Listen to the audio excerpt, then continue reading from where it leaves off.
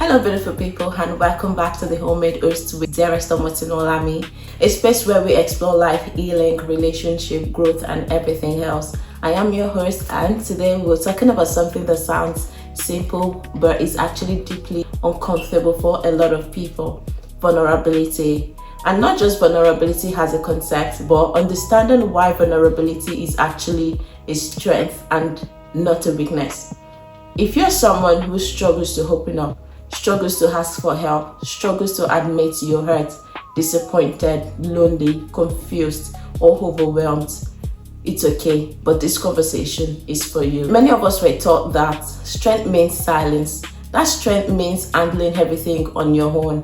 That strength means never crying, never breaking down, never needing people, never letting people know what's really going on. But the truth is, that kind of strength can become exhausting. And today, I really want us to unpack that honestly. You know, one thing I've realized is that people admire strong people, but very few people ask what that strength cost them.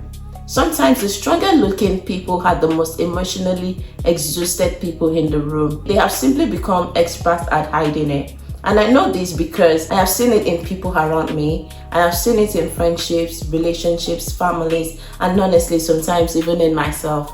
There are people who can organize everyone else's lives but secretly feel alone. People who are always smiling but are carrying anxiety quietly. People who are always there for others but don't know how to say, I need someone to. And society rewards that behavior. People clap for independence. People praise emotional toughness. People admire who never let anything get to them. What if constantly hiding your emotions is not strength? What if it's survival? I want to share a practical example because I think stories make conversations real. So let's say I have a friend. We will call her Katie. Katie is that friend everybody loves. Very dependable, very hardworking, very composed, always the strong one. If something goes wrong in the friend group, Katie handles it. If someone needs advice, Katie is there. If someone is struggling financially, emotionally, mentally, somehow, some way, Katie shows up. But one thing about Katie is this: she never opens up about herself, never. And at first, people admire that. They call her mature, strong, independent. Over time, something started happening. Katie began disconnected from everything around her. Not because people didn't love her, but because nobody really knew her. You know what's interesting? People can be surrounded by love and still feel emotionally alone, because love can only reach the parts of you that you reveal. One day, Katie lost a job. That's sad. And for the first time in years, life became overwhelming for her.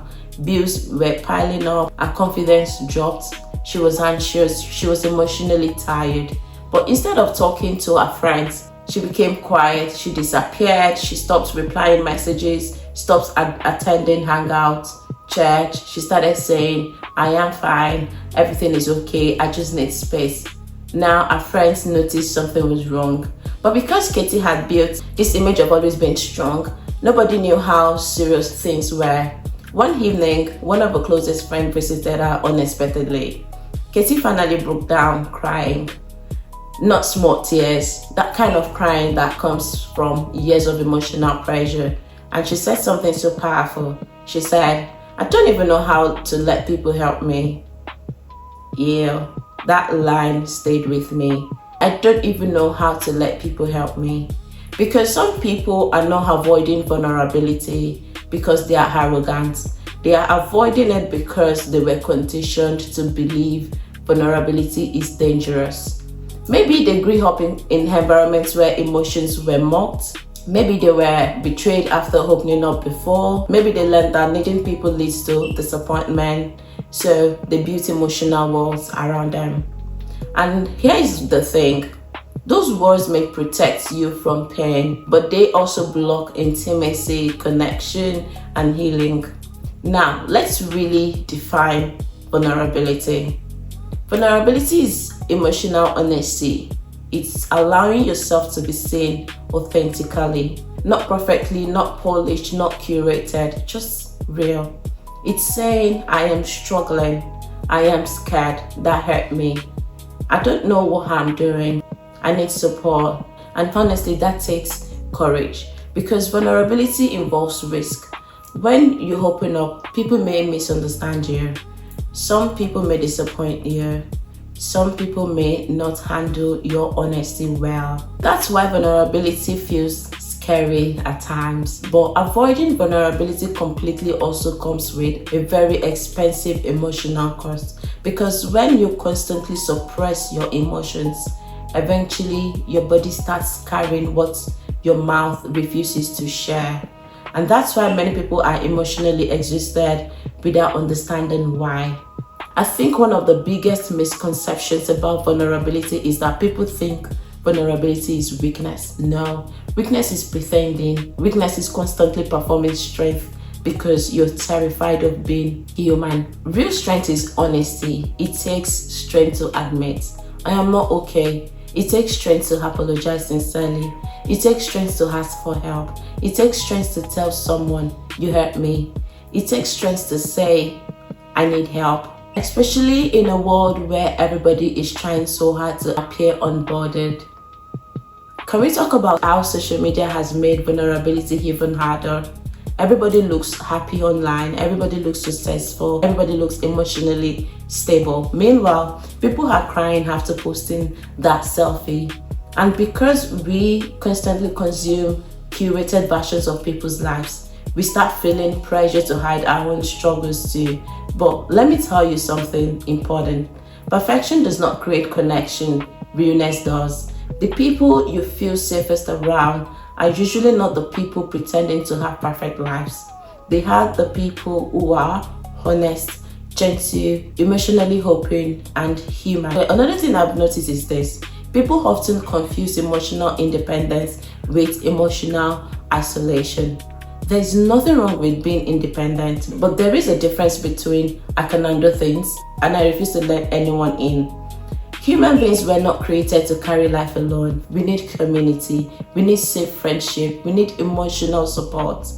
And honestly, one of the saddest things is watching people suffer quietly because they think asking for help makes them a burden. Listen carefully, you're not a burden for having emotions, you're simply human. I also want to say this because it is important. Being vulnerable does not mean oversharing with everybody. Please use wisdom. Not everybody deserves access to yourself, access to your life, have access to your emotional world. Vulnerability should happen in safe spaces with trustworthy people, emotionally matured people, people who can hold your honesty with care. Because vulnerability without discernment can become emotional exposure, and there is a difference. Let's go back to Katie for a second. After that night she broke down crying, something changed. Her friends started supporting her in practical ways. One helped her update her CV, another connected to opportunities. Someone else simply checked in consistently, and for the first time in years, Katie felt emotionally supported. Not because her problems disappeared overnight, but because she stopped carrying everything alone. And that's the power of vulnerability. Vulnerability creates room for connections. Sometimes people cannot show up for you because they genuinely don't know you need help. And people are not mind readers. Do you know what's interesting? Many people secretly want deep relationships but avoid vulnerability, and that's impossible. Openness requires honesty. You cannot experience true intimacy while emotionally hiding. Whether it's friendship, marriage, family, or even community, vulnerability is what transforms surface level relationship into meaningful ones. And I think healing also requires vulnerability because healing starts with honesty.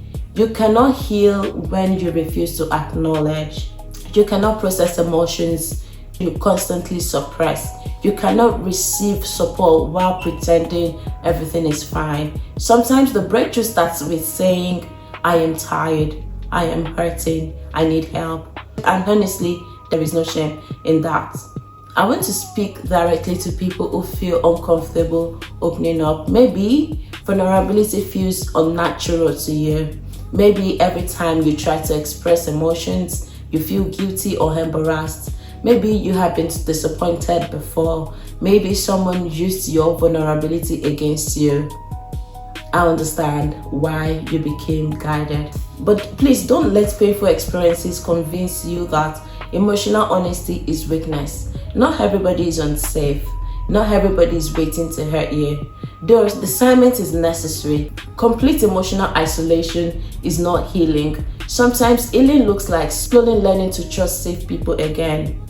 I also think vulnerability changes leadership. Whether you're a parent, a friend, a partner, a business owner, a colleague, vulnerability makes people connect with you more deeply. People don't connect with perfection, they connect with humanity. Sometimes the most impactful thing you can say is, I have struggled too, I understand, I am learning.